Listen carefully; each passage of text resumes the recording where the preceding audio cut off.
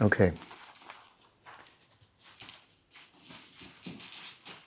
Today and tomorrow we'll be discussing dependent origination. And if you thought the last 2 days had a lot of information, just you wait.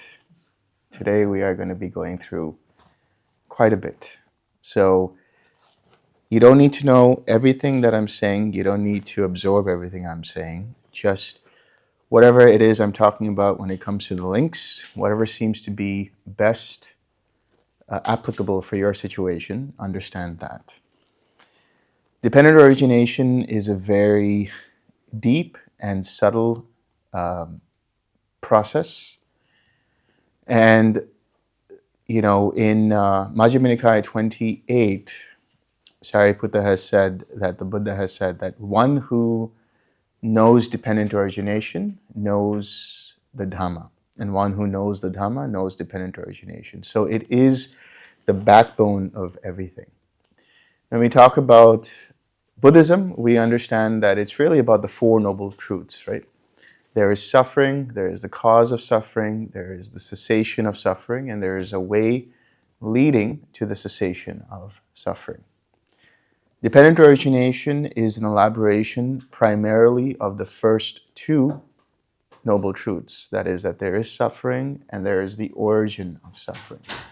But understanding the cessation of each of these links and applying the fourth Noble Truth, one experiences the third Noble Truth. So what that means is dependent origination is an explanation and elaboration of all four Noble Truths. So we're going to work backwards. If you see on your charts, it shows ignorance, formations, consciousness, mentality, materiality. It shows the six sense bases, contact, feeling, craving, clinging, becoming, birth of action, and suffering. We're going to work with suffering and move our way backwards. So let's talk about suffering. What is suffering? What do we mean when we say suffering? First of all, the word suffering is a very dramatic word. I don't think it's really necessary, but there we go. Dukkha is the Pali word for suffering. Dukkha actually comes from an image of back in the day when you had a wagon or a chariot and the axle, one of the axles was misaligned. The modern day equivalent of that is when you go to the shopping center and you have a shopping cart, right? And one of the wheels always tends to be a little off. That is dukkha, right? There's a sense of unease. Not everything is right with the world. And we seem to experience that in our everyday lives, one way or the other. So when we talk about dukkha, there are three categories of it. There is what is known as viparinama dukkha, there is dukkha dukkha, and there is sankhara dukkha. Viparinama means change, constant change, the dukkha of change. The dukkha dukkha is the essential dukkha that we talk about. That's things like bodily pain and so on. And sankhara dukkha is an existential suffering. It's the suffering of existence itself, a sense of unease with life. So let's go with the simplest one for now, which is dukkha dukkha. Dukkha dukkha incorporates bodily pain, so pain in the body. It incorporates old age. It incorporates death. It talks about mental anguish, despair, grief, things like that. So let's talk about, old age or the process of aging. That's that's something that happens to all beings. Even in the so-called Deva realms where everything is wonderful and people live for millions of years and whatever it might be, there too, aging does happen. And it happens at a very late stage in the game. And so before you know it, you're gone. Can't do anything about it. But we have the ability to know that we're aging from a very early point, relatively speaking. So how do we deal with that aging process? Nowadays in the modern world, there are many ways that people deal with it. They use plastic surgery, right? And that is because they have a fear of death, a fear of ending. They do all kinds of things to say, no, I'm not aging. My skin is okay. My bones are fine. Nothing's wrong with me. But even if modern day science allowed us to go at the cellular level and be able to reverse our aging process, there is still the notion of death, the understanding of death. There's still illness, even if we could eradicate all kinds of illness. There is still the fear of the end of this life. And that is all part of dukkha. If it were so easy, we could just 6R death. We could 6R illness away. We could 6R old aging away, right? What a wonderful thing it would be. Great marketing, right? 6R your wrinkles away, right? Fortunately, we can't do that because that is the nature of existence. All things that arise will pass away. That is the nature of life. Birth, death, birth, death, birth, death. Indeed, we are experiencing this in every moment. When we talked about the arising and passing away of iota of consciousnesses, this is what we're referring to. There's the arising of one consciousness and in the passing away of that consciousness. Then the arising of another consciousness and in the passing away of that consciousness. And this happens at every level of existence. So when we talk about mental anguish, despair, grief, these are all things related to the mind, right? Related to the emotions. In some sense, we can deal with them by understanding them, by seeing them for what they are. And all of these can be understood, can be recognized, can be noticed, and we can let go of our identification with them. When we start to create a space between what we see and what we experience. In other words, the experience is not the same as we are, right? There's an experience going on. But because we have attached to it the experiencer, to that mental anguish, to that pain, to that grief, to that suffering, then there is a sufferer. There's somebody to suffer.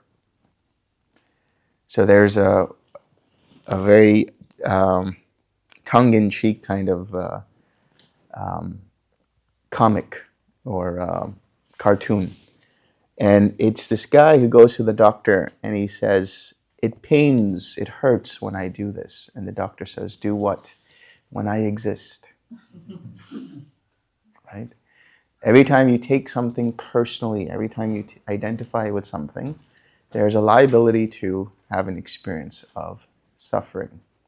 But if you can notice that, if you can notice that tightness that's around the experience, which is the craving, which is the mindset that this is me, mine, myself, and you let go of that, then there's nothing to do. Then you allow the experience to be as it is. Everything's okay right there and then, even if it's a painful experience. Now, these are all parts of dukkha, the more apparent kinds of stress that we deal with on an everyday basis. There is also the dukkha of change, the suffering of change, viparinama dukkha. That is the dukkha of not getting what we want or getting what we don't want, right? The unexpected. Things always change, right? On a very cold morning, you go to the shower, and you turn on the hot water, and it's all nice and comfortable, very nice, and you can stay there for hours. And all of a sudden, the cold water hits you, right? The hot water stops and the cold water hits you. How do you feel in that moment? The suffering of change, right? You have to get onto your flight. You do all your preparation, you pack up and everything. You get on time, in fact, before time, and then you find out that your flight's canceled. Not in your control. This is viparinama dukkha. These are things that are not in your control. Events that happen, the death of a loved one, right? Breakups, all kinds of things that are related to change and impermanence. So how do you deal with those? The same way.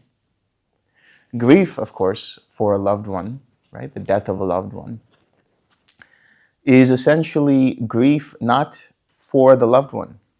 It's grief for yourself. I'm no longer going to have this person in my life. That's the grief. Not that the person is actually gone. It's the same thing with the breakup, right? That person's no longer in my life. That's why I feel this way. It's not about the other person. We say it's about the other person, but it's actually about how we feel. So it all comes back to our perceptions of reality and how we take things as me, mine, or myself. If we just make this little tweak, then we see for ourselves that there really is no suffering in this moment. It's only when we project a sense of self that there is some tightness and tension that we have to let go of.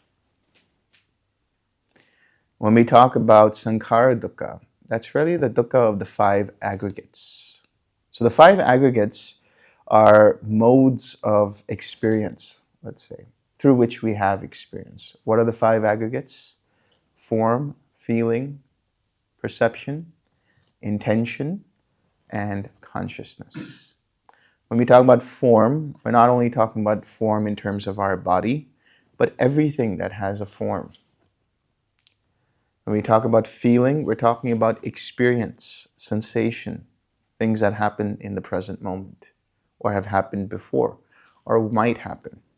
All kinds of experiences related to the experience that happens through the 6 sense bases. When we talk about perception, remember what I said what perception is? Recognizing something. It's you see the color red, but you recognize it as the color red. You see the apple, but you recognize it as an apple. The recognizing, the labeling, the conceptualizing of it as an apple is the perception. Intentions or formations. We have a tendency to think that our decisions are our own, that our intentions are our own, that the choices that we make are our own. But if you really look at it, there is no such thing as an intention that comes unconditioned. In other words, you think about free will, right? The idea of free will. It's more like a conditioned will. It comes about because of a series of causes and conditions that create the illusion of choice, that we either choose to do this or we choose to do that. But in reality, these intentions are dependent on previous choices, previous situations. And then when we talk about consciousness, we're talking about the consciousness that is dependent upon the 6 sense bases. There's 3 things, right? Feeling, perception, and consciousness. Feeling is the bare sensation, the bare experience of something. Perception is the conceptualizing of what it is that we're experiencing as pleasant, painful, or neither pleasant or painful. And consciousness is the cognition of what it is that we're experiencing. So that is the awareness, right? The attention is being put on something, and the awareness that sheds light on it is the consciousness. Now, there's a tendency for the mind to think that any of these things are self, and that's where the dukkha arises. That's where the existential angst arises. The reason is because there is this notion of self. In ancient India, at the time of the Buddha, and even before him, there was this idea that there is a soul, an Atman. And that this soul, or that this self that is there, is all pervading. It's Sat Chit Ananda, which means that it is self-existing, independent of all causes and conditions, that it is permanent, and that it is a source of happiness, and that it is our true nature. It's the true nature of all beings. Now, when the Buddha was asked whether there is a self or there is no self, he didn't say anything. And when Ananda, his attendant, asked him why he didn't give a response, he said, if I were to say that there is no self, and I say that to a person, to that person who's asking, then there is a self that thinks that there is no self. In other words, there is a concept of no self that the mind takes and reifies as a self, identifies with that. But what he talked about was not something known as anatman or anatta.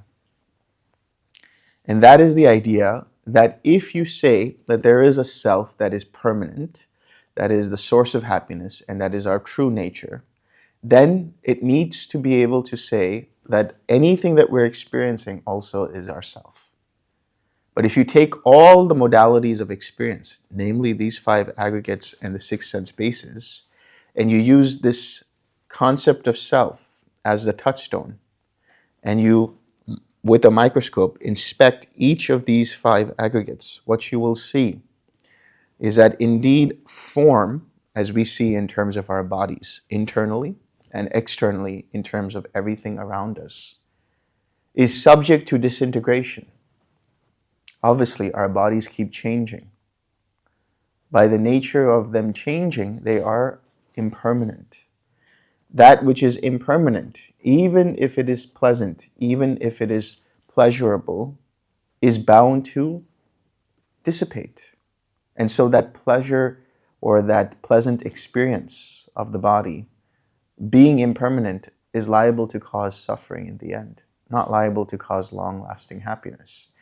If that's the case, then we cannot say that this body, that form, is self. Likewise with feeling, likewise with perception, likewise with intention or formations, likewise with consciousness. So that identification with any of the 5 aggregates, with any of the 6 sense bases, is what causes the sankhara dukkha, the existential suffering. Once you let go of that, first you get your view straight and see for yourself on an intellectual level that indeed these are not me, not mine, not myself. And then an experiential understanding of that, and a very implicit understanding that becomes the reality, the true reality of your mode of experience. When that happens, then there is no suffering at all that arises. Doesn't mean that you won't experience pain. Doesn't mean you won't experience discomfort. But there won't be any mental agitation related to that. This is where we talk about the 2 arrows that the Buddha talks about. The first arrow is the physical pain, the physical suffering. The second arrow is when we project that this is me, this is mine, this is myself. In the case of somebody fully awakened, they're still subject to experiencing pain, bodily pain, discomfort. But there won't be any projection of this suffering is mine. And so they won't have any mental or existential suffering. Now, when you are sitting for a long period of time, what happens? You experience suffering. You experience pain. You experience bodily pain. That's non-negotiable. That's okay. But you can also experience mental pain tied to that bodily pain. Every time you have discomfort and you say, why is this happening? Can I move a little bit? I don't want to experience this excruciating pain. And the only reason why you're experiencing that is because you have an aversion to it. Your relationship with experience in general, pain or pleasure, is what is what needs to be looked at, not the pain or pleasure itself. It's how you identify with it, how you perceive it, how you take it is what you have to look at and be able to relax. Let go of the aversion, let go of the identification. And the pain will still remain, but it won't be as bad. And eventually, actually, it does subside because your attention to it is no longer fettered by craving, fettered by aversion. And because your attention is no longer on that, fettered by the craving, the pain might dull out and it dissipates bit by bit by bit. That's the nature of pain, that's the nature of pleasure, that's the nature of all experience. So when we talk about suffering or dukkha, we're also talking about the karmic repercussions of actions that we've produced in the past and the actions that we produce right now. Why do I say that? Because of the link preceding dukkha, which is birth, jati. When we talk about birth, we're talking about two levels of understanding. So one is the birth in terms of coming into existence.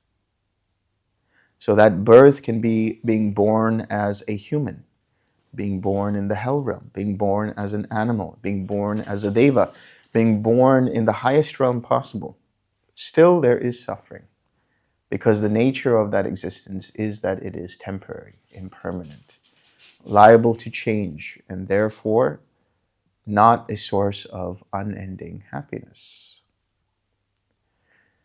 But anytime we identify with this existence, right? There's a great ancient Indian epic called the Mahabharata, and in there, it's a bunch of different stories, and really it's a story of two sets of cousins who are fighting for territory and things like that. That's the main story. But there are a lot of great stories within it, and one of the stories is about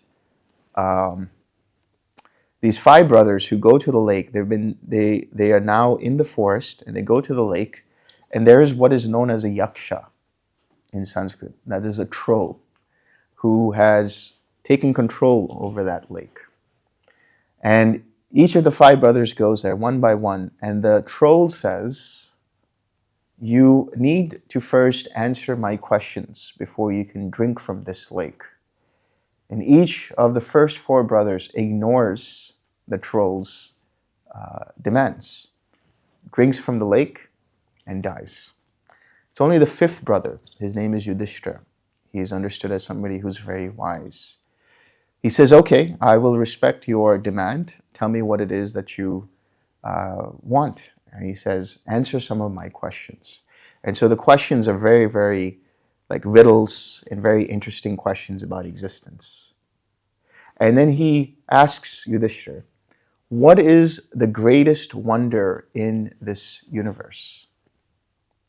And he says, "Every single day, beings pass away, and yet we all live like we will never pass away. That is the greatest wonder." So the identification with this existence, that we will never pass away. Yet we see everywhere decay and destruction and death. And when we are met with it, what do we feel? We feel scared. We feel upset. We want to push it away. We try to decorate death into something that's, something that's more manageable. Just like we've decorated Morty over here. Right? But this is the truth of existence. We will all turn out like Morty. Our bodies will become like this. Right? In somewhere, the mind doesn't want to accept that. There's a resistance in the mind about that. Because it's identified with this birth, with this existence in such a way that this is all there is. That's one level of understanding, the birth of beings. And because of that birth that happens on a consistent basis in every moment, there is the birth of karma, the birth of action, which leads to further suffering every time we identify with it. Then there is the birth that is related to birth of action itself. That is the birth of karma. So when we say karma, what do we mean by that? Karma, the Buddha has said, is intention. Every intention that we have has some kind of repercussion. And there are three kinds of karma. There's mental karma, there's verbal karma, and there's physical karma.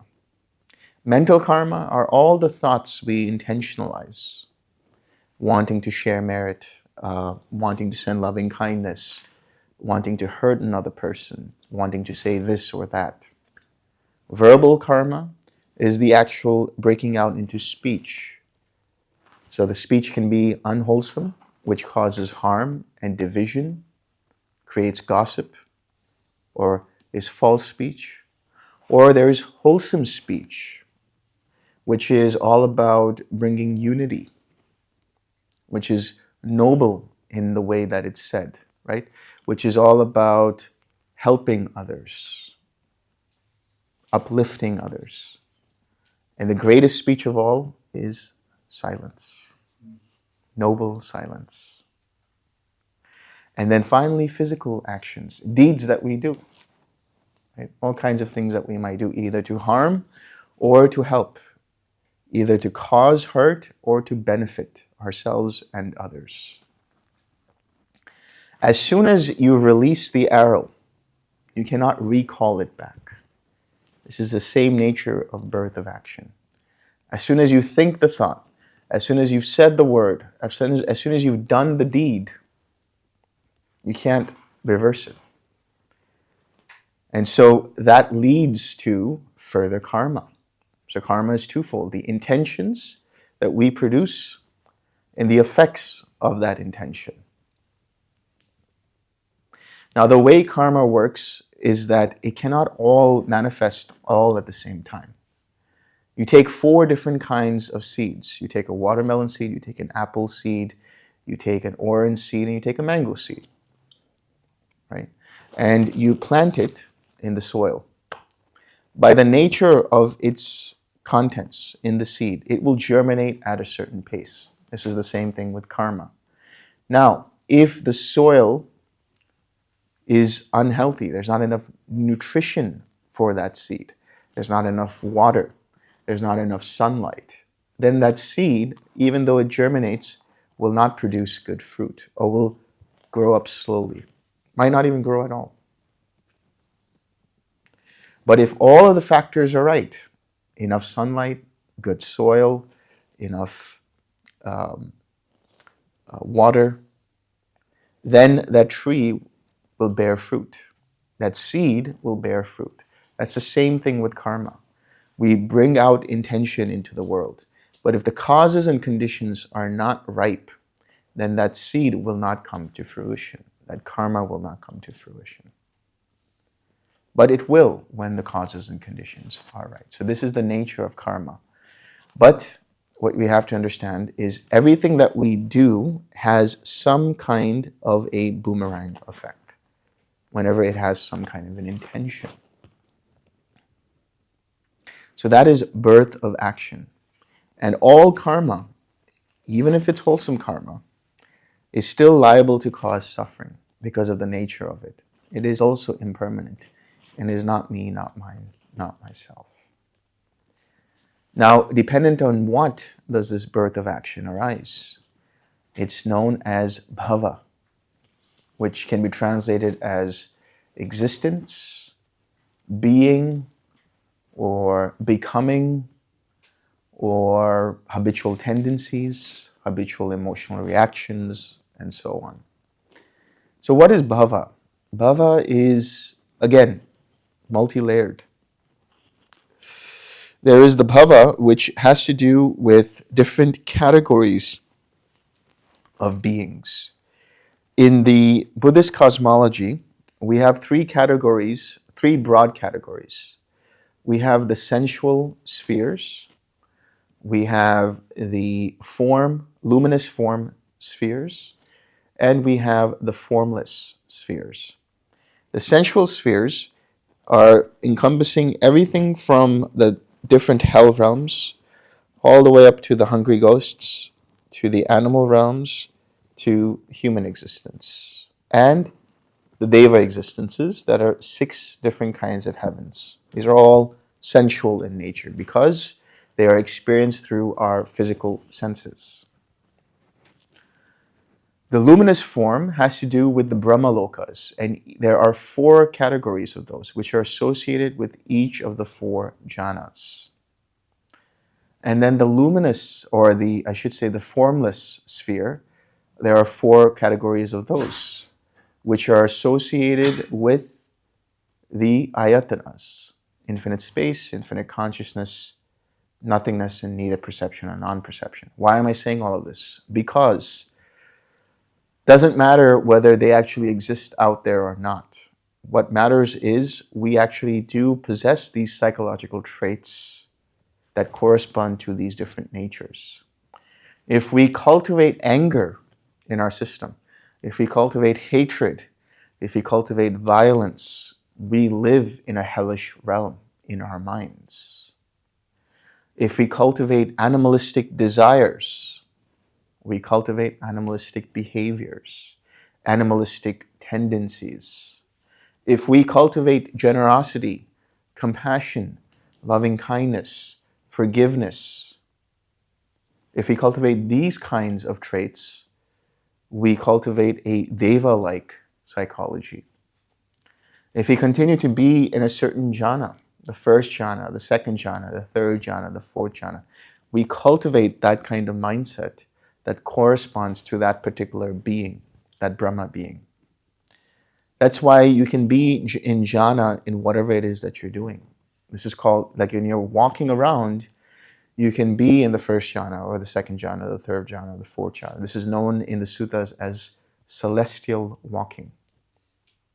If you cultivate infinite space, if you cultivate the experience of infinite consciousness, nothingness, or neither perception or non-perception, then your mind states will correspond to those particular realms. So these are different categories of mindsets that we cultivate through what? Through continual intention, continual action.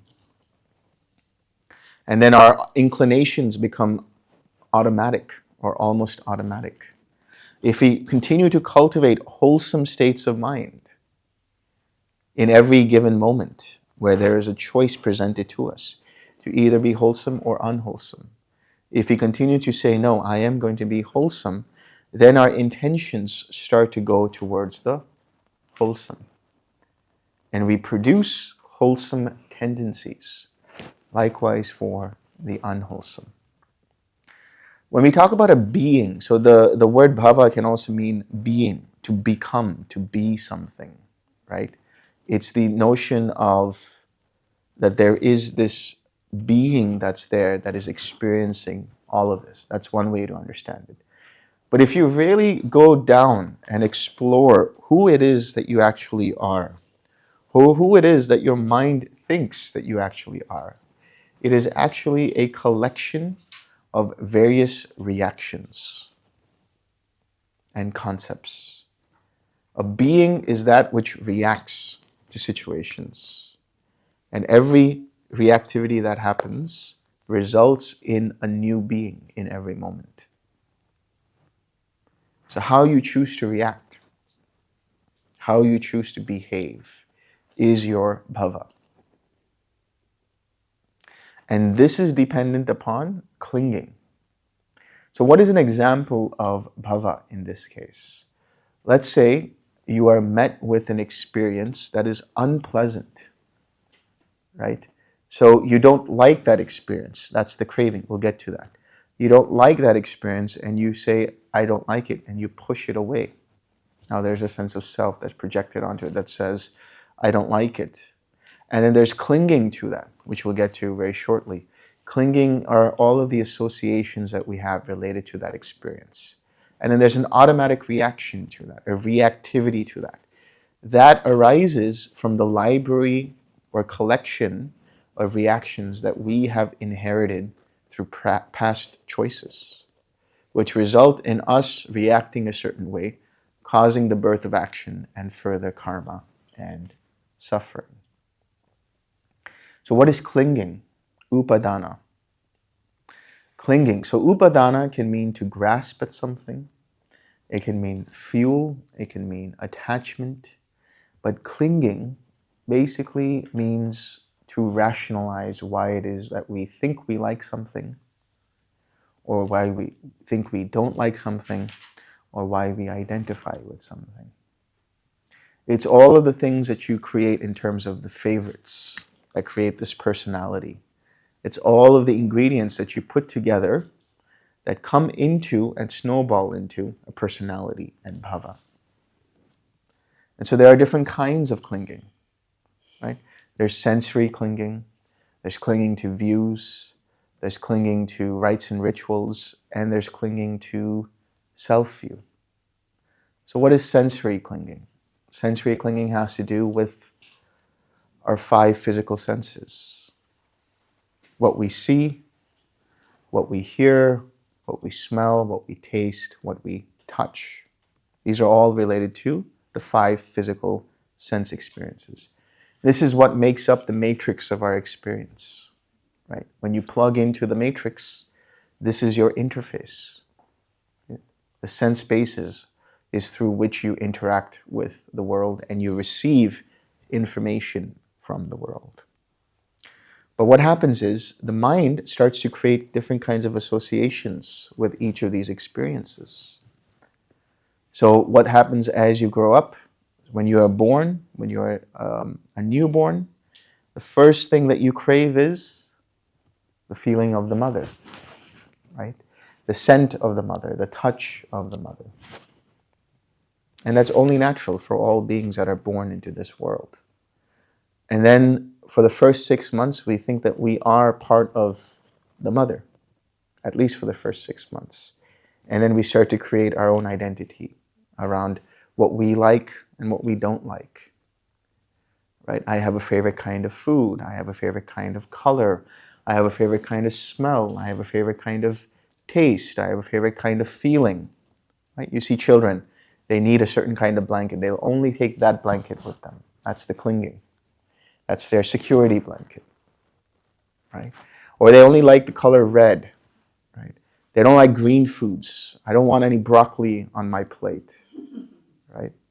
Or they have certain kinds of smells that they enjoy. So when you grow up attuned or connected with certain kinds of experiences, your mind creates an identity around them. Right? These associations that happen. On the flip side of that, that can also create trauma. Right? When you have PTSD, what is that? You're associating certain experiences with that trauma. And every time you relive that experience, what happens? You relive that trauma. This is all part of sensory clinging.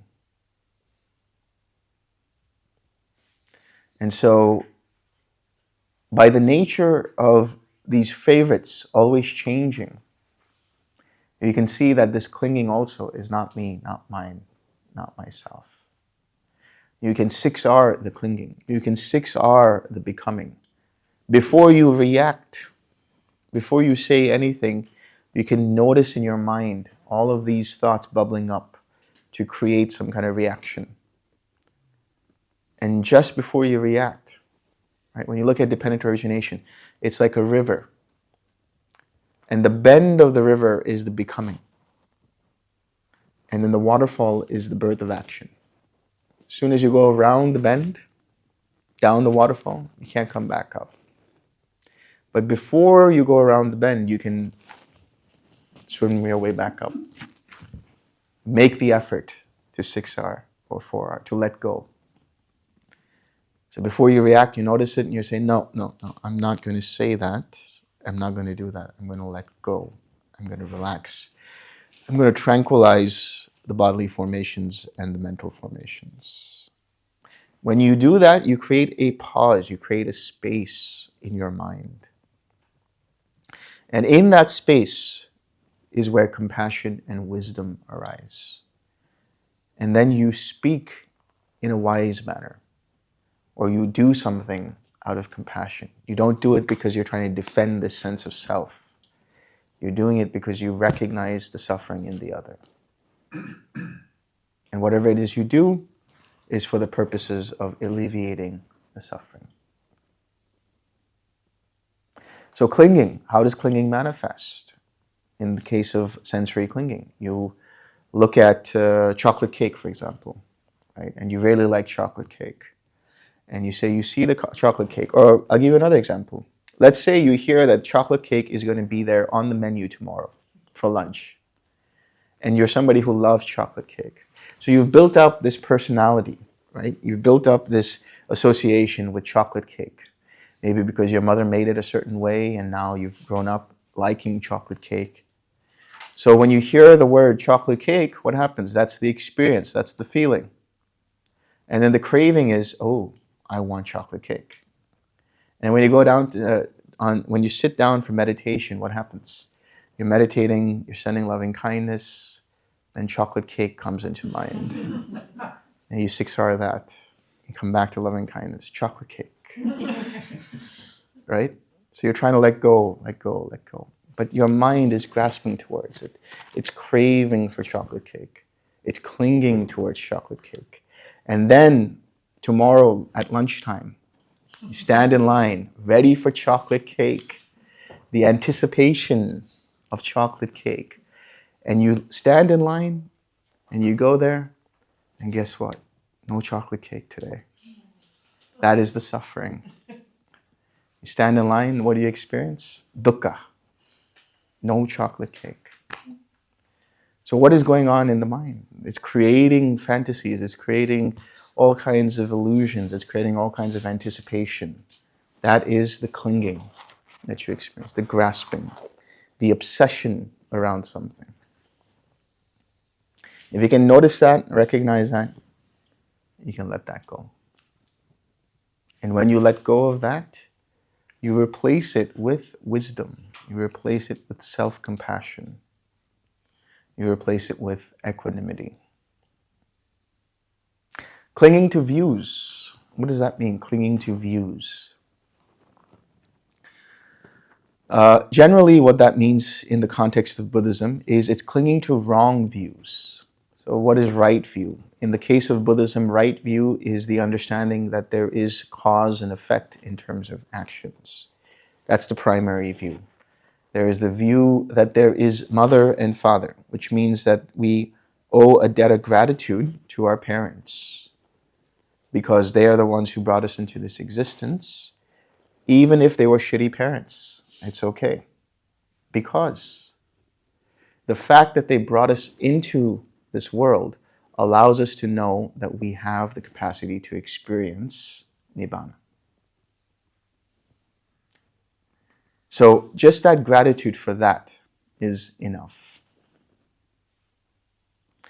Then there is the view that there are those who have practiced this Dhamma and know the way leading to the end of suffering.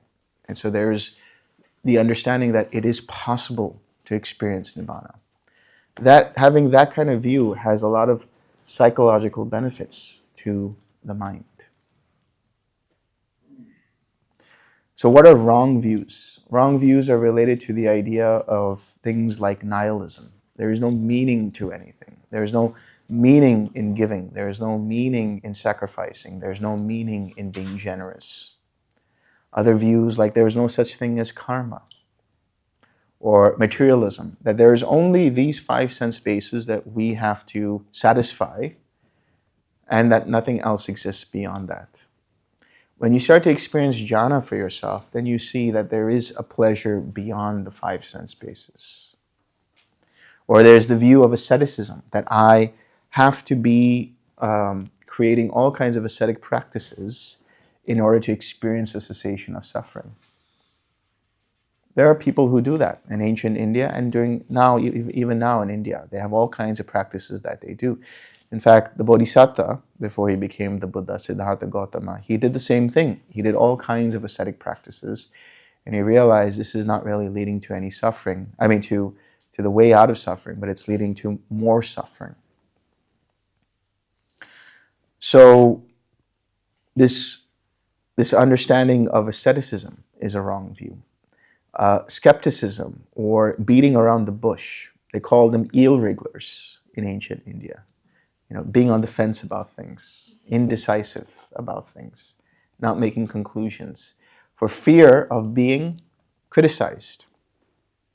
These are the kinds of views that can arise. But there's also clinging to right view, clinging to the Dhamma itself. Let's say you let go of all wrong views. You have come to right view, and you are living a life in accordance with the Dhamma. But now you have an attachment to the Dhamma. You have a ownership of the Dhamma. And anyone who tries to say otherwise is seen as wrong or incorrect or an enemy or anything like that. And that is also part of wrong view, the attachment to right view. You have to use the Dhamma, as the Buddha would say, as a raft to get from one shore to the other shore. In other words, go from suffering to the cessation of suffering. But once you have gotten to the other shore, you don't carry the raft on your shoulders and walk. Right? You leave it be wherever it is. It's fine. It's the same with the Dhamma.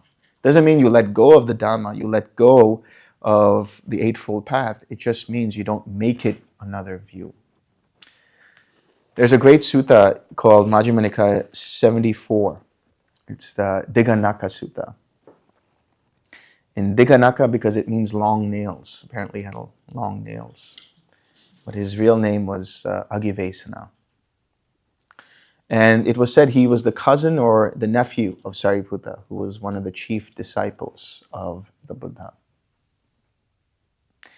And Agivesana goes to the Buddha and he says to him, I have an attachment to no views. I don't hold on to any views whatsoever. And the Buddha says, that's great. That's wonderful. But do you hold on to the view that you have no views? And so Agivesana gets it, right? And the Buddha goes into the understanding, and then he has an experience. And while Sariputta is fanning the Buddha, he hears this and realizes the Buddha doesn't have an attachment to his own views either. He has no attachment to the Dhamma either. And right there and then becomes fully awakened. So let go of all opinions, all views, all judgments. If you approach the meditation in that way, that there is no expectation of what is going to happen, no opinions about what is happening, no judgment, just complete, as J. Krishnamurti would say, choiceless awareness, aware of things without any kind of judgment, your meditation will be amazing. You'll have let go of everything and then just seeing things as they actually are. So how do you let go of clinging to views? How do you let go of clinging to opinions?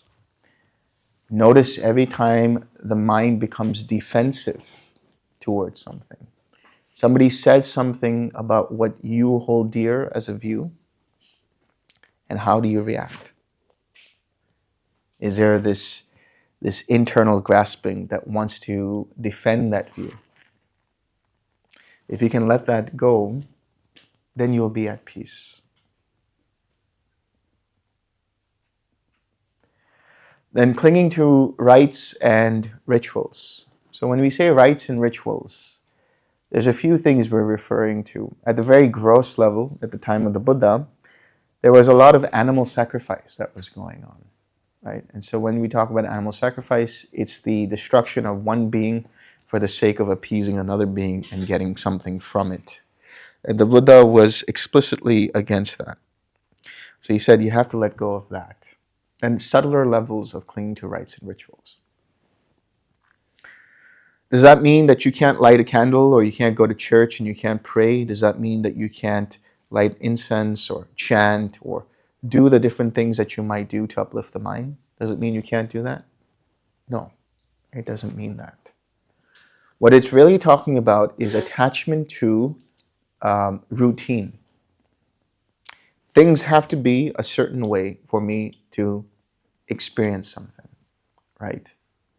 The room has to be totally silent for me to have a good meditation, right?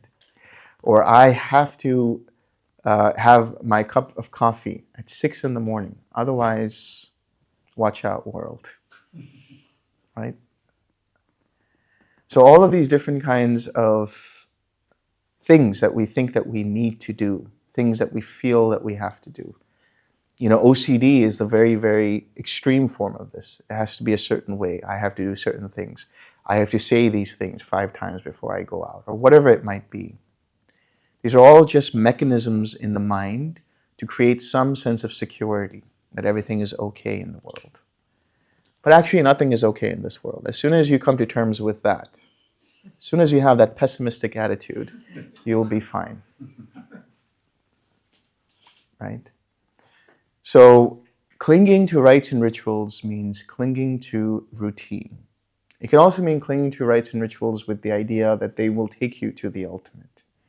Just understand everything that you do is steps leading to the ultimate. Indeed, even the meditation that we do, when we say that this is the meditation we're doing, that in itself is not going to take you to Nibbana.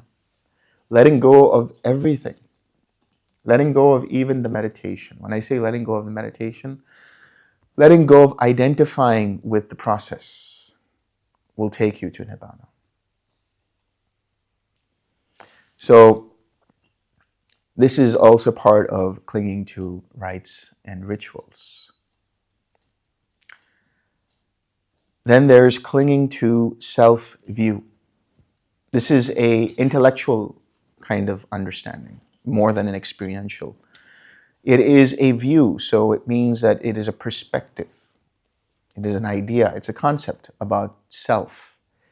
And the Buddha has categorized them into 20 different kinds of self-view. And it's very easy to understand what that is. It's the 5 aggregates multiplied by 4 different kinds of self-view. So it's either the 5 aggregates as me, mine, or myself, as the sense of self within the 5 aggregates, as the sense of self the 5 aggregates are contained in, so the sense of self is beyond the 5 aggregates, or that the sense of self is separate to the aggregates. It's an independent sense of self. All of these are different kinds of self-views.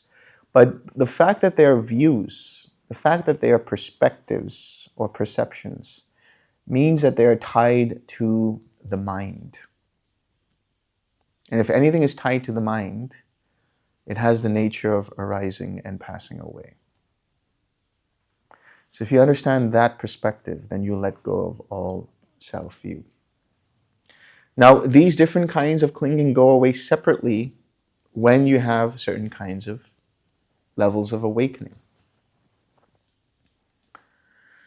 When you become a stream enterer, for example, what is let go of completely is the clinging to self-view.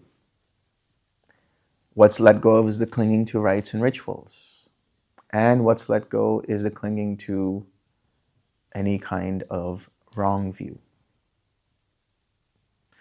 When you become an anagami, the clinging to sensual pleasures goes away. And then when you become an arahat, fully awakened, the clinging to even the Dhamma is gone. But until then, you have to be able to recognize anytime the mind starts to tighten up around a view, around some kind of association, around some kind of sensual perception or experience. And then just release, relax, let go, and experience the freedom in that moment, the spaciousness in that moment.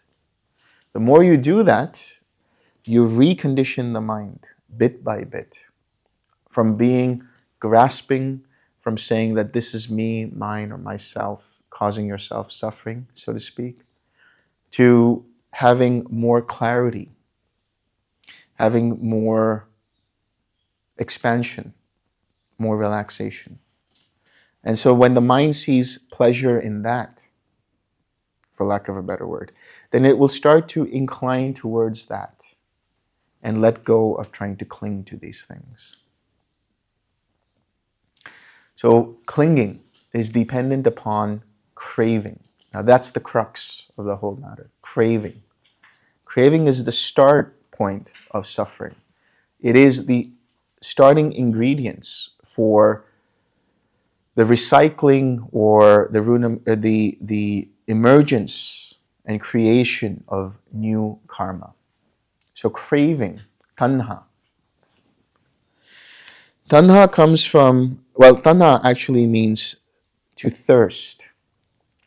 I find it quite funny that nowadays, when we go on Instagram and things like that, they call, thirst traps or being thirsty, means, that person is attractive or whatever it might mean. So we've come full circle now, from tanha to thirsty, right? To hunger for something, to be thirsty. That's tanha, that's the craving. So how does that craving manifest?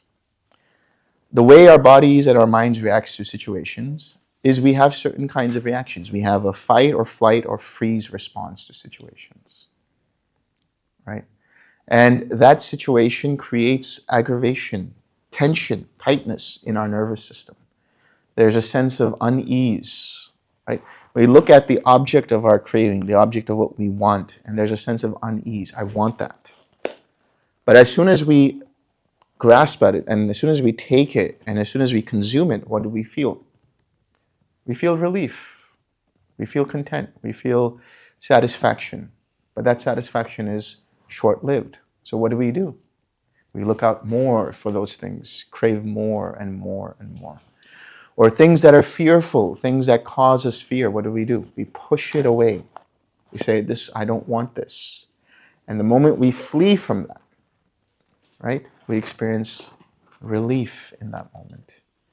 And so what are we doing for ourselves? We're conditioning the mind to say, every time we see the object of craving and satisfy the consumption of that, we're feeling relief. So we just have to do more of that.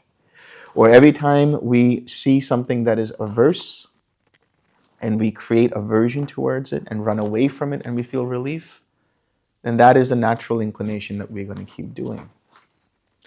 Or when we freeze, we identify with an experience and say, this is me, this is mine, this is myself. We find security in identifying with something, identifying with this body, identifying with a nationality, identifying with a gender, identifying with what socioeconomic status, whatever it might be. We find comfort in that. We find security in that. We find relief in that. But what if there was a way to experience relief without having to crave, without having to have aversion, without having to identify with things? If we find relief in every moment, then we won't crave.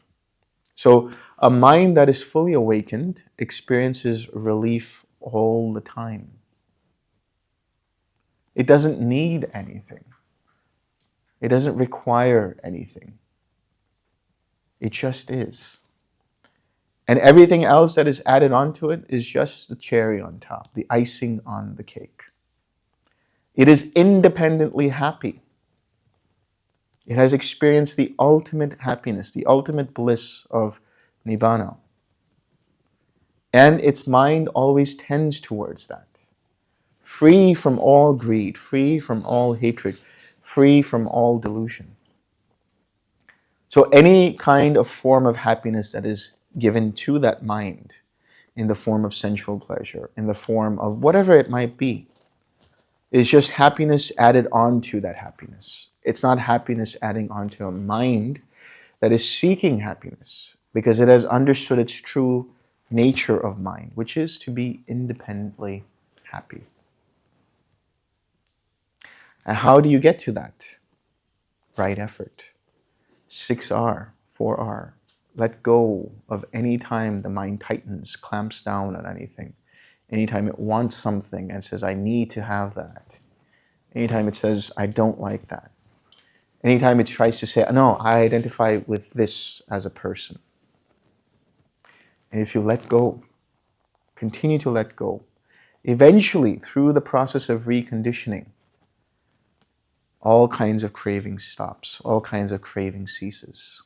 Whether that's sensual craving, craving for sensual experiences, craving for existence, right? I want to be a certain kind of person. I want to have a certain kind of experience. I want nibbana. I want awakening. Now, granted, that's a wonderful thing to have. That's a wonderful thing to aspire towards. But again, that's just setting the rudder, setting the intention towards that, but not being obsessed by it on the way. I want to experience the seventh jhana. I want to experience this. I want to do this. That's all existential craving. Craving for non-existence. I don't want to be here.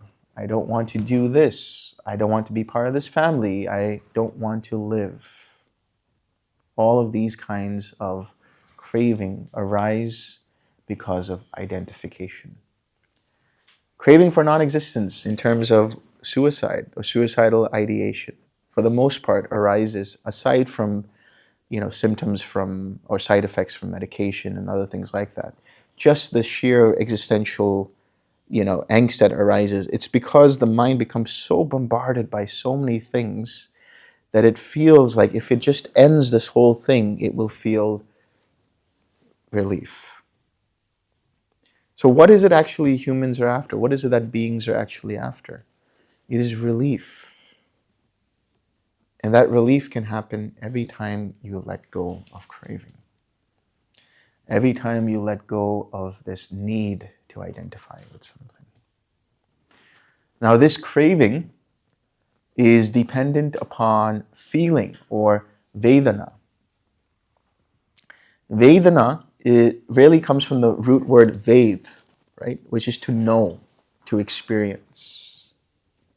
So when we say feeling, what do we mean? We're not saying emotional feelings. We're basically saying sensations, seeing, hearing, tasting, smelling, touching, thinking. These are all parts of Vedana, parts of feeling. And a feeling can be pleasant, it can be unpleasant or painful, or it could be neutral, neither pleasant nor painful. And a feeling can be physical, or a feeling can be mental.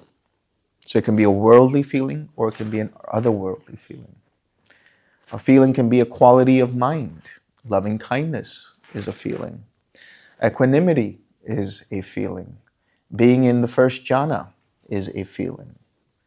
Having regrets is a feeling. Listening to the birds is a feeling.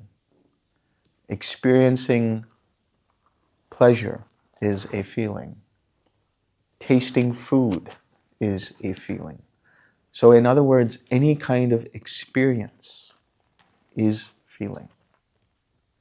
Tied to feeling is what is known as perception. So there is the feeling of eating or tasting food, knowing it to be salty, sour, bitter, spicy, sweet, whatever it might be, is the perception. Now, whether it's painful or pleasant or neutral is according to the mind. And so that's a projection of perception to that feeling. There is a wonderful sutta that I often quote, and it is definitely a very profound one. There's a story about a wanderer named Bhaiya of the bark cloth. And Bhaiya is meditating, and he feels like he has experienced full awakening. But one of the devas, who used to be his relatives, comes to him and he says, Bhaiya, you still have work to do. Go and visit the Buddha and get the full knowledge. So Bhaiya goes to see the Buddha, and he says to the Buddha, I have been told that you have full awakening, and I want to know what it is that I can do to experience this total cessation of suffering? So what does the Buddha say? Come back later, I'm on my lunch break. Basically, he says, it's time for me to eat. Come back after I'm done. I'll tell you. And Bhaya says, no. I could die the very next moment. If you just give me a very short teaching, it would be great. So what does the Buddha say? I got to eat. Come back later. And for a third time, Bhaya says, please, Master Gautama, please show me the way. And so the idea is every time you ask the Buddha something 3 times, he's bound to give it to you. So he says, okay, let me tell you. And so this is the teaching he gives. He says, in the seen, there is only the seen. In the heard, there is only the heard. In the sensed, there is only the sensed. In the cognized, there is only the cognized. If, Bhaya, there is no you in that, then there is no you before that. If, Bhaya, there is no you before that, then there is no you after that. When this is the case, just that is the end of suffering. And so Bhaya understands what the Buddha says, becomes fully awakened, and then he says, thank you very much, and he goes, and in the very next moment, a bull gores him, and he dies. So the moral of the story is, when you become fully awakened, look on both sides of the road.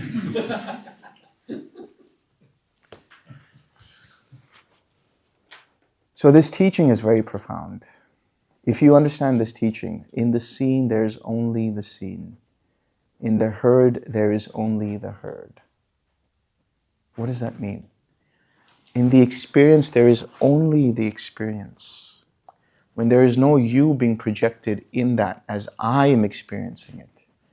There is no you in that where there is an experience happening to me. And there is no you who is the originator of that experience. Then that is the end of suffering. If you understand all experience and fully experience it, right? Fully integrate that entire experience without adding the sense of I, me, or myself, then there's nothing else to do. So when you meditate and the mind is fully immersed in the meditation, but there is no meditator in it, then that is said to be a good meditation. Just the meditation, no meditator. Just the process of letting go, no one letting go. Just the process of experience, no experiencer. Once you understand feeling in this way, then there's nothing else left to do.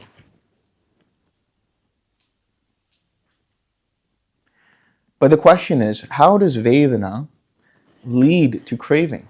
How does experience itself lead to craving? It doesn't. There is a connecting force between experience or Vedana or feeling and craving. In fact, there are 7 connecting forces. These are called underlying tendencies. There's an underlying tendency towards craving, an underlying tendency towards aversion, an underlying tendency towards ignorance, an underlying tendency towards doubt, an underlying tendency towards existence, and an underlying tendency towards conceit. Oh, and an underlying tendency towards views. So when we say underlying tendencies, what it means is it underlies the experience itself. If it's a pleasant experience, the mind has an automatic inclination to say, I want more of that and to possess it. That's the underlying tendency towards craving. When it's an unpleasant experience, the mind has a tendency to say, I don't want it. That's the underlying tendency towards aversion. When it says underlying tendency towards ignorance, that can underlie pleasant, unpleasant, or neutral. And the ignorance here, when we say that, it means lack of mindfulness, lack of proper attention. What is that mindfulness? What is that proper attention? The wisdom that this experience is not me, not mine, not myself. The lack of seeing that gives rise to the craving or the aversion or the further identification. The underlying tendency towards views. What did I say? Having an opinion about things, projecting concepts and ideas and judgments about the experience. The underlying tendency towards doubt. What is doubt here? Confusion about what kind of state of mind is related to this experience. Is it wholesome or unwholesome? Or is it neither wholesome nor unwholesome? The underlying tendency towards conceit. What is conceit? Comparing. This is better than that, or this is worse than that, or this is equal to that even. That is conceit. The underlying tendency towards existence. What does that mean? Through this experience, I want more of that experience. And all of this, these underlying tendencies, all stem from that notion of self, that notion of taking things personally, that this is me, this is mine, this is myself. So you can't 6R an experience. You can't 6R the pain away. You can't relax the pain. But you can see the underlying tendencies related to that pain when you're sitting. And you can let go of those and change the mind's relationship to that pain or that pleasant experience. Thus ended the lesson for now. To be continued. Any questions?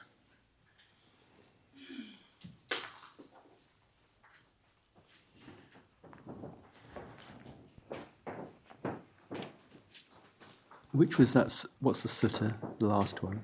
The Bhaya Sutta? No, the one after underlying tendency. Sorry? Underlying tendency. The underlying tendencies. You'll find this in a couple of suttas. In Majjhima Nikaya 9, you'll find it. And you'll find it in the Malunkyya Putta Sutta, Majjhima Nikaya 64. Thank you. And just one other question about purifying karma, because it's not, karma isn't deterministic, Right. as I'm aware. But would you say that 6Ring stroke 4Ring is the method to achieve that? Yeah, so the idea here is there's the understanding of old karma and new karma. So I'm going to get a little bit into that tomorrow, but I'll touch upon it now. So the Buddha spoke about karma in old and new because what he said is there's karma that we inherit. Right? So when we take the reflections, we say, karma is my relative, I am an inheritor of my karma, and so on.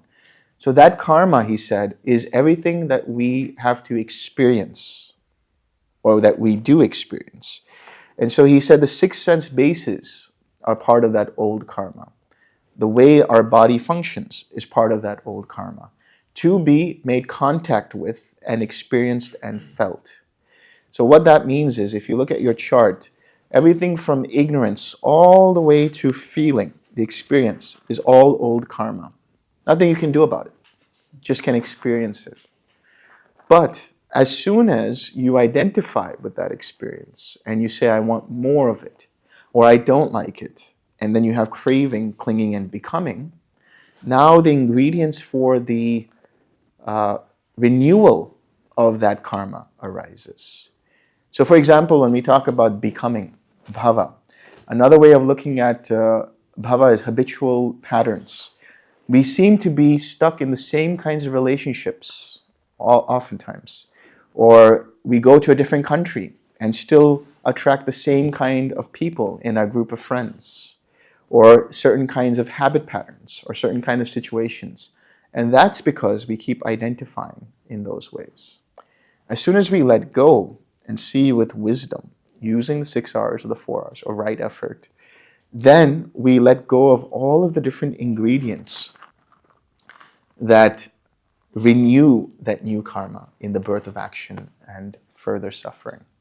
So karma in that sense is not deterministic, because it can be alleviated, it can be purified, as you said, through the process of letting go. So you can experience old karma all the time, but the option to experience new karma or the renewal of that karma is up to you, whether you choose to hold on to it or you choose to let it go.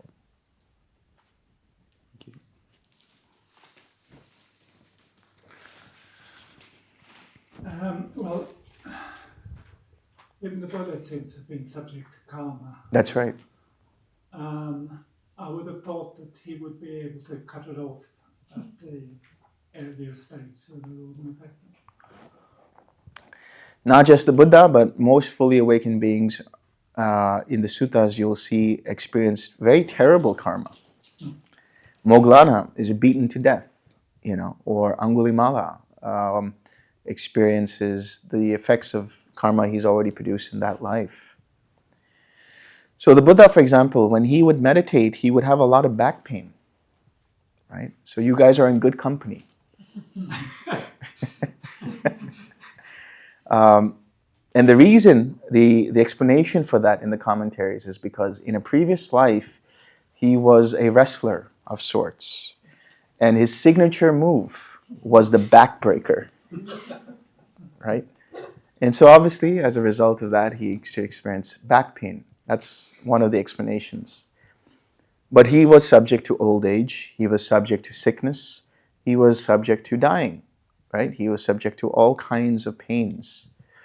So the understanding is, for a fully awakened being, they still have to experience, if the causes and conditions are ripe, the repercussions of karma that they produced prior to full awakening.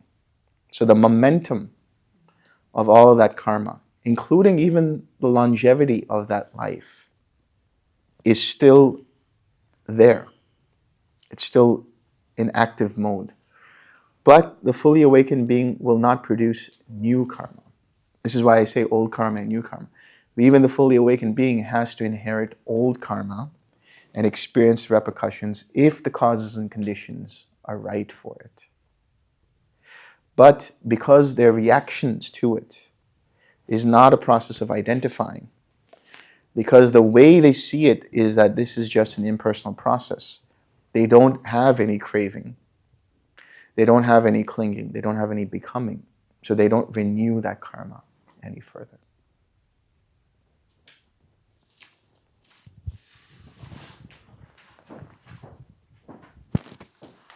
What does that relief that you feel like? Only you'll see it. It's like if I have to tell you what sugar tastes like, I can give you an entire Dhamma talk on sugar. But until you experience it for yourself, you won't know it. But that relief, I mean, on a very mundane level, that relief is like just letting go. It's like, when you get into the hot tub and all of your muscles relax, right? And there's this sigh of relief. That's the kind of relief.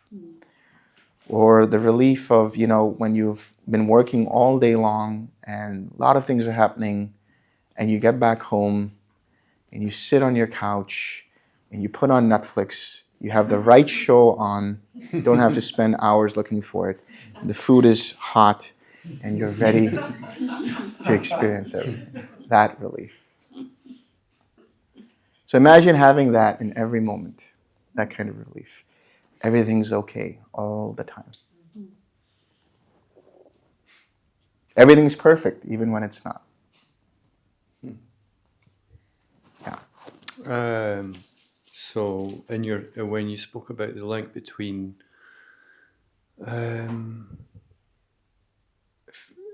feeling and craving, and then the underlying tendencies. Yeah. So, in that process of letting go of the self, more and more, you can experience that more and more in everyday life, yeah. Through the 6 hour Right. process, yeah. That's right. So that's kind of like just a continuous practice. Yes. So in other words, you're not just 6-houring while you're sitting in meditation, but this is a tool or a set of tools that you can use in your daily life. So anytime you find yourself in a difficult situation, it's not like you can't do anything about it. You can recognize when the mind wants to behave a certain way, and you can let go of that process. You can relax and replace it with something that's wholesome, let's say. Mm-hmm. So it's a continual process that happens in daily living. And the more you do that, the better it translates into the meditation. And the more you do it in the meditation, the easier it is for you to apply in daily life. So it's a feedback loop system that you continually do. Yeah, it makes sense. Makes sense. Thank you. Thanks.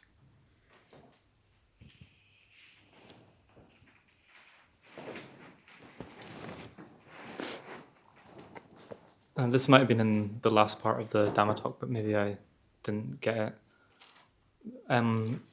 Why is conceit the last fetter to go, if I've understood that is correctly? No, it's not necessarily the last fetter. It's this group of last fetters to go. Okay.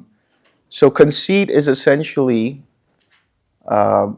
dependent, or I should say there are other things dependent upon conceit. So the 5 higher fetters: restlessness, conceit, craving for jhana, craving for formless jhana, and ignorance.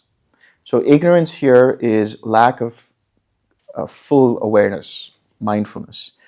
Rarely, ignorance is the not understanding of the 4 noble truths and being able to apply them. Aside from that, the conceit that's there, restlessness, craving for jhana, and craving for formless jhanas, are dependent upon that conceit. And there is an understanding that the conceit that we talk about is just primarily comparing things.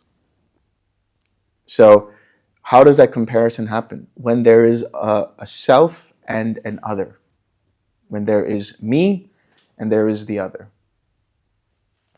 That is so intrinsic to the system that it takes time for it to dislodge. It takes effort to let go of it.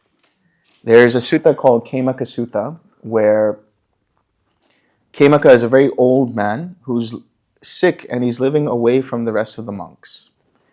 And the monks think that he's fully awakened. And so they send a messenger to go and ask Kemaka, are you fully awakened?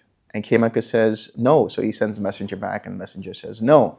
And so they send another question. And Kemaka finally says, you know what? Instead of you coming back and forth, let me go there. And he goes to the monastery and he says, this is how I understand that I'm not fully awakened, because there is still conceit in me. What is that conceit? It is the residue of me, mine, or myself in relation to things, because there's still a comparison going on. There's still an identification process going on. But that goes away the more effort you make in recognizing it and letting go and relaxing. Not relaxing into anything, just relaxing and allowing things to be as they are. And as he's giving that Dhamma talk, he becomes fully awakened. So yeah, conceit, you could say, is one of the more persistent fetters that you have to work with, because it's so intrinsic to the survival, or the so-called survival, of the mind. So as an extension of that, I think the difference between an anagami and arhat is that an anagami still has the fetter of conceit. Right, that's right. They still have restlessness, they still have conceit, they still have craving for jhana, formless jhana, and they still have some level of ignorance.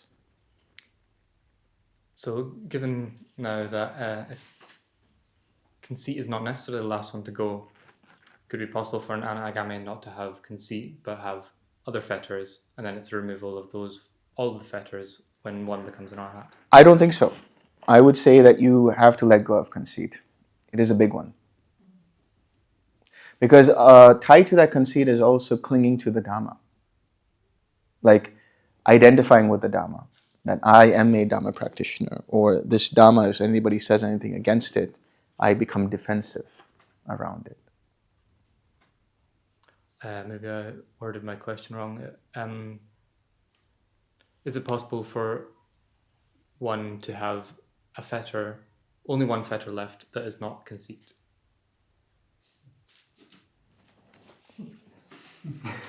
Or did you just answer that? I don't know. So you could say that there's a transitional phase, and it's not really talked about in the suttas, but it could be said that there could be an anagami on the way to becoming an arhat, sort of on the path, and bit by bit they let go of, let's say, restlessness, let go of craving for some existential states. And you could say the second to last would be the conceit, and finally the ignorance to go away.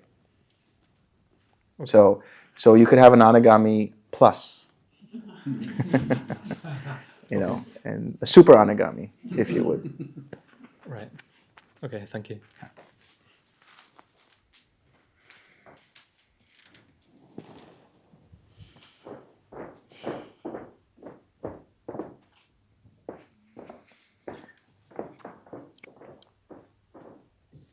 Is this based on Theravada Buddhism?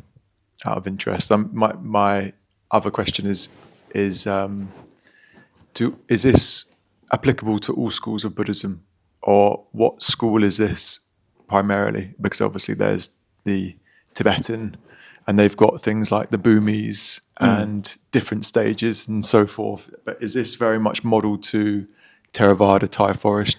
You will tradition, find or- dependent origination in Theravada, you'll find it in Mahayana, you'll find it in Tibetan Buddhism as well. You will find that the understanding of dependent origination, in fact, Nagarjuna, who wrote the Madhyamaka treatises, used the understanding of dependent origination as an inspiration for understanding emptiness. Right? And he did commentaries on dependent origination in his treatise on Madhyamaka philosophy. So you'll find it in different schools of thought, and some schools of thought take it to a whole other level. Like they talk about interdependent origination or interpenetrative dependent origination, where it just goes like to a quantum level, let's say. Yeah. Thank you.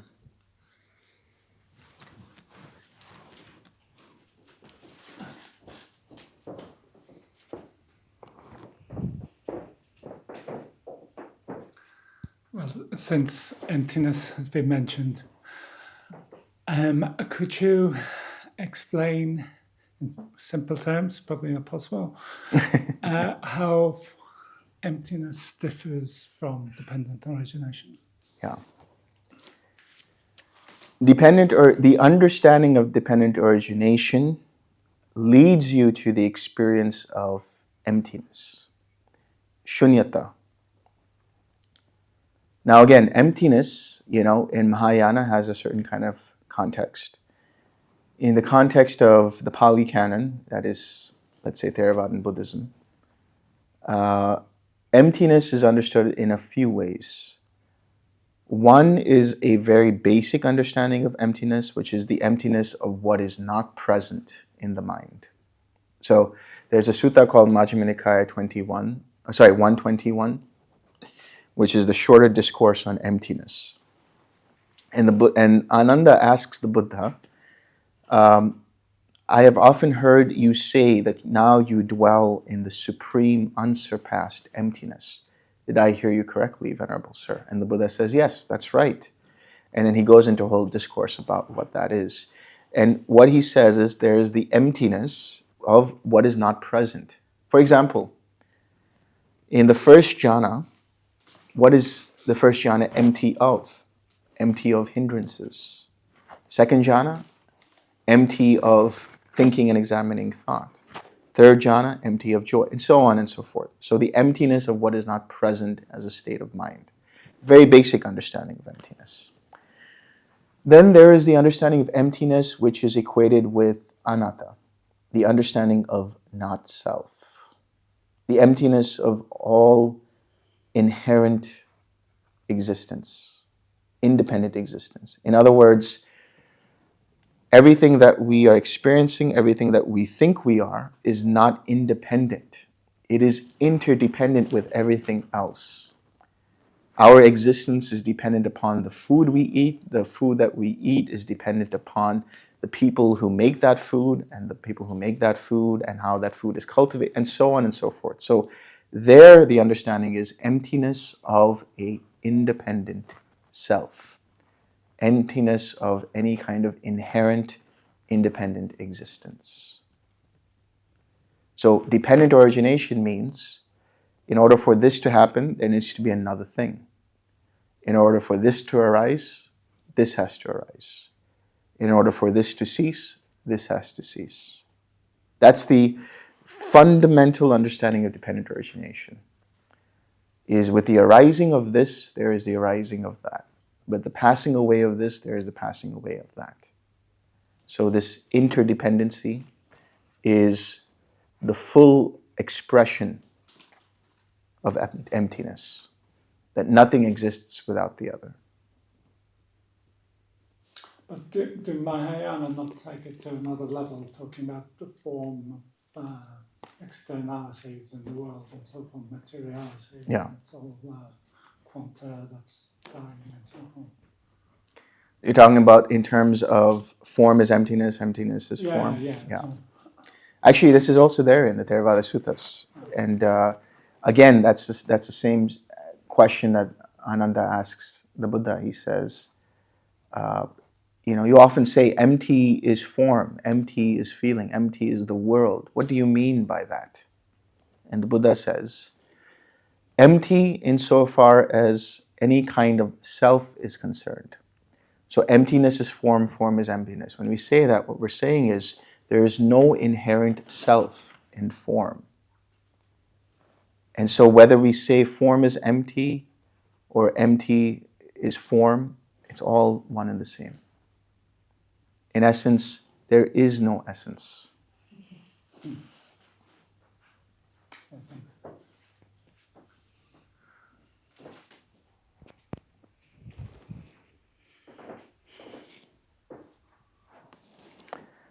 I think that's enough for now, huh?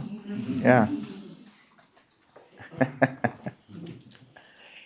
So before we share some merit, I just want to give a special thanks to Hugh for his 5 days of showing everyone Sukhita Yoga and guiding them through this process. So thank you very much. Let's share some merit. May suffering ones be suffering free, and the fear-struck fearless be. May the grieving shed all grief, and may all beings find relief. May all beings share this merit that we have thus acquired for the acquisition of all kinds of happiness. May beings inhabiting space and earth, devas and nagas of mighty power, share this merit of ours. May they long protect the Buddha's dispensation. Sadhu, sadhu, sadhu.